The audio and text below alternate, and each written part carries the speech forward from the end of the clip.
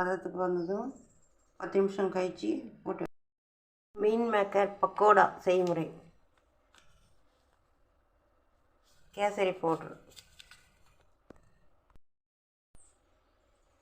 கரம் மசாலா, உப்பு, மிளகாத்தூள், மஞ்சள்தூள், கார்ன்ஃப்ளவர் மாவு, தண்ணி கொஞ்சம் போட்டு கலக்கிக்கணும்.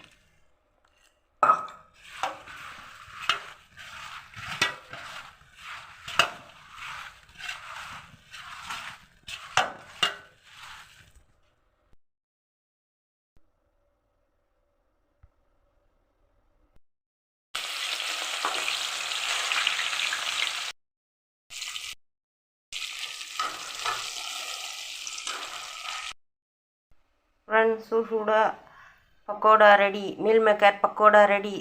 லைக் பண்ணுங்கள், ஷேர் பண்ணுங்கள், சப்ஸ்கிரைப் பண்ணுங்கள். Meal maker pakoda ready. Meal maker pakoda ready.